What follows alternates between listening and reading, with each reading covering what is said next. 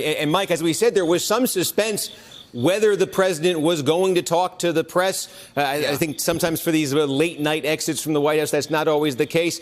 Clearly, he had things he wanted to get out there into the public square. Well, and there's no question about it. The president has been ensconced. We haven't seen him today, certainly. I'm not certain about yesterday. When he departs the White House, typically the pattern now from President Trump is he does stop and talk to the press. You know, these sort of situations in this environment is sort of advantageous inherently and intrinsically, I might say, for the president, because, you know, we're this braying mob. We're shouting questions at him, and they're important questions. But he can say things like, well, there's a 1977 act of Congress that enables me to order American companies where to do business and whether, in fact, they can do business in China or elsewhere, for that matter. And you know, that's sort of out of the blue. And then when you try to ask a follow-up, he walks to the other side of the press scrum and answers a question or doesn't answer a question about a completely unrelated topic. You heard questions about their trade relationship with Japan. Japanese reporters are always ubiquitous here at the White House. You heard a question about reparations. You heard a question about his relationship with Macron, President Macron, where, in fact, the president once again threatened tariffs on French wine if the French don't drop their threat of tariffs. So, you know, it gets back to the president's favorite tool, this presidency of the White House that he has sort of discovered over the course of the last year, and that his ability to levy tariffs. We've seen him threaten it with Mexico. We've seen him threaten it with other Central American countries. We've seen him threaten it with Japan.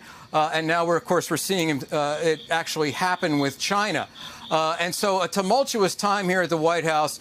The president, perhaps understanding that he needed to get ahead of the cycle here a little bit, he had that answer prepared about the 1977 law, didn't even bat an eyeball, was shaking his head as I asked the question like he had anticipated that question. But, you know, typically, and it's hard to get into this president, really any president's mind, or what motivates them to do the things that they do. We've talked about the idea whether the President Trump is some sort of master of 3D chess or he's just shooting from the hip. I think the prevailing opinion at this point is that he's shooting from the hip. And yet, I think there's an understanding that there were a lot of questions after a wild day of tweets. You know, people losing millions of dollars, you know, individuals losing hundreds of dollars or thousands of dollars, individual retirees or those who have IRAs and 401ks and all the things that Ron Hassan is always talking about. These questions had to be addressed in one shape or form or another, Steve. Yeah, and he did have an answer, it seemed, there ready on this supposed 1977 law, although he was very unclear on what that law even was or any specifics there. Tal, let me follow up on that question this way. Is this something that the White House in any way, that anybody at the White House, that anybody in the administration in any way has been talking about behind the scenes or been talking about with reporters saying, hey, there is this law X that we believe dovetails with the president's tweet? Is that something that's ever come up? I don't think so. And I saw, you know, some reporters ask them, you know, is there an executive order that you can point to that's coming? Can you explain exactly what this supposed order looks like? And there was no answer. So it seems to be perhaps a bit of a maybe retrofitted answer to explain, you know, what he was saying on Twitter. You know, the other thing, you know, that I think is sort of permeating our discussion tonight is that when you look at, you know, going into a trade war with a country like China, I mean, that is not an entirely free economy. And, you know, the Chinese president certainly has various levers that he can pull in terms of controlling the Chinese economy that are simply not available to an American president. And I think when you look at the way that the president continues to go back to tariffs, which are something within his authority alone that he doesn't have to get Congress's buy-in to do. When you look at him attacking the Fed and the Fed chairman for what he believes they should be doing instead of what that independent, you know, economic policy body is sort of using its own judgment to do, it goes back to the fact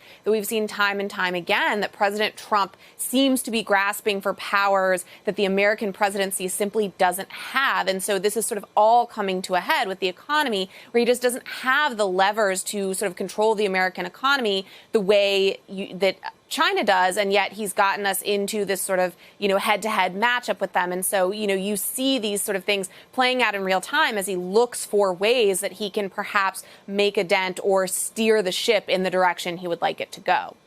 Steve, I'm racking my brain about whether or not the president can intervene in certain business activities. Dwight Eisenhower in a steel strike. John F. Kennedy, when steel companies tried to raise prices, he went to war with them. They eventually backed down.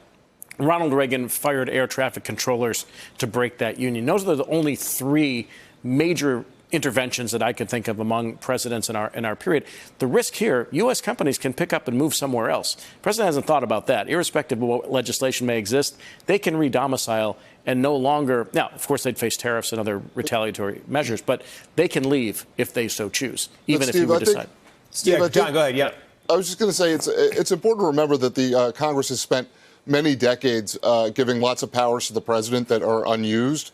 For a long time, they've been ceding power to the presidency. And this president, more than any other in our lifetime, has found new powers that we didn't know existed or tried to use them in ways that past presidents have not. By the way, to Ron's list, I would add Franklin Roosevelt during World War II, really forcing companies to get involved in the war effort, using some powers of the presidency there, certainly some coercion, if nothing else. But I think we should really investigate this, what he is talking about, because I know there are a lot of advisors who are pouring through laws at all times trying to figure out what executive powers do exist. We've seen him move money to try to build a wall along the U.S.-Mexico border in a way that had not previously been anticipated. We've seen any number of efforts by this president to use executive powers in ways that were unimagined before. And so when he says something like that, I'm not sure that it's entirely cavalier.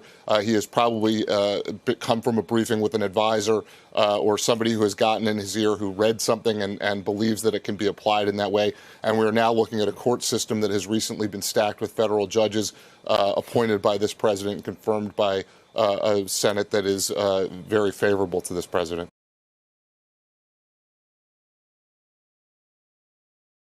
Hey there, I'm Chris Hayes from MSNBC. Thanks for watching MSNBC on YouTube. If you want to keep up to date with the videos we're putting out, you can click subscribe just below me or click over on this list to see lots of other great videos.